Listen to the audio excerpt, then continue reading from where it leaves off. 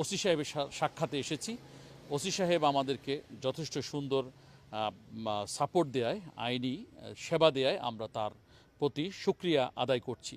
ঘটনাটি হচ্ছে ক্যান্টনমেন্ট থানার অন্তর্গত উত্তর মানিকদি এলাকায় একটি মাদ্রাসা বন্ধ করে দিচ্ছিলেন সেখানকার একটা প্রভাবশালী মহল। আর ওই প্রভাবশালী মহলের ব্যাকগ্রাউন্ডে যিনি শেল্টার দিচ্ছেন তার নাম হচ্ছে গিয়াসউদ্দিন। তিনি বিএনপি পরিচয়ে এই মাদ্রাসাটাকে বন্ধ করে দেওয়ার একটা পায়তারা যখন করছিলেন, তখন ভুক্তভোগী মাদ্রাসার পরিচালক মুফতি শাহাদাত হোসেন সাহেব তিনি শাহনেসাবা জাতীয় ক্ষতি ফাউন্ডেশনকে অবগত করেন। তিনি শাহনেসাবা জাতীয় ক্ষতি ফাউন্ডেশনের একজন সদস্য এবং ক্যান্টনমেন্ট থানার নবনির্বাচিত তিনি আহ্বায়ক। তাকে আমরা আশ্বস্ত করি যে এই বিষয়ে তিনি যেন কোনো টেনশন না করেন। নিশ্চয়ই শাহনেসাবা জাতীয় ক্ষতি ফাউন্ডেশন কোনোভাবেই এই মাদ্রাসা বন্ধ হতে দিবে না ইনশাআল্লাহ। আমরা 8-10 জায়গায় যেভাবে মাদ্রাসাগুলোকে সিকিউর করার জন্য কাজ করেছি, এখানেও সেই সেমভাবে কাজ করেছি। আমরা সাথে সাথে গিয়াসউদ্দিনকে ফোন করেছি, যিনি বিএনপির নেতা পরিচয়ে মাদ্রাসা বন্ধ করার জন্য থ্রেট দিয়ে গেছেন মাদ্রাসায় এসে। তো আমরা তাকে ফোন করার পরে তিনি অস্বীকার করেছেন। তিনাকে আমি বলেছি যে আজকে যেন শনিবার, আজকে হচ্ছে 2 তারিখ, আগস্ট মাসের 2 তারিখ, তিনি যেন থানায় আসেন। মাগরিবের পরে আমরা ওসি সাহেবের সাথে সাক্ষাৎ করব, কিন্তু থানায় তিনি আসেননি। তিনি এই বৈঠকে তিনি হাজির হননি। তার সাথে বাড়ির মালিকের 2 ছেলে মনিরুল হক এবং কাজল, তারাও আসার কথা ছিল। তারাও সম্মানিত মুফতি শাহাদাত হোসেন সাহেব, মাদ্রাসার পরিচালক, মাদ্রাসা মাদ্রাসাতুন নূরের পরিচালক মুফতি শাহাদাত হোসেন সাহেবকে তারাও থ্রেট করেছে। আজকে তাদের কেউ আসে নাই।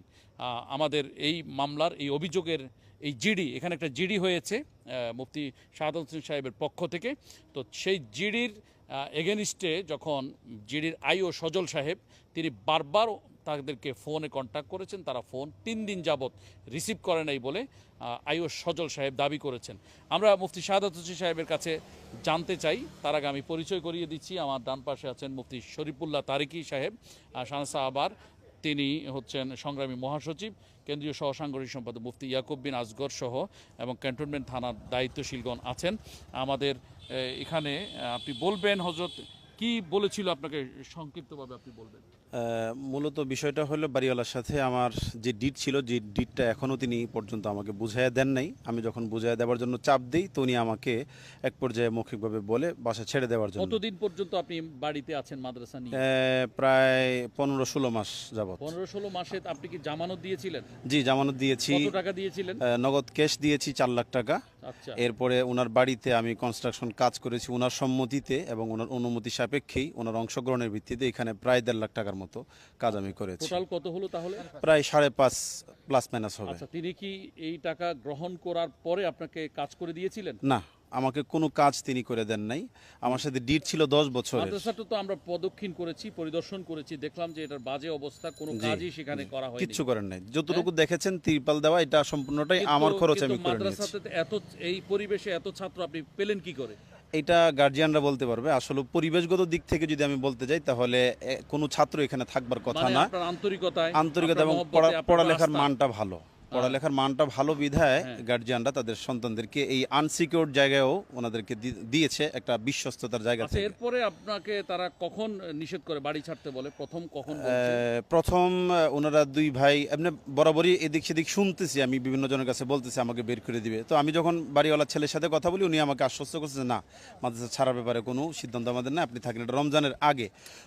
ছেলের নাম কি? মনিরুল হক। জি। আচ্ছা। রমজানের পরে তিনি একবার ওনারা বাপ বেটা আসছেন আমার সাথে কথা বলার জন্য। তো ওনার আব্বা খুব বাজে বিহেভ করেন, এক সময় ওনারা উঠে চলে যান। তো আমি বলছি যারা সাক্ষী ছিলেন। বাজে বিহেভ কি গালাগাল করেছে?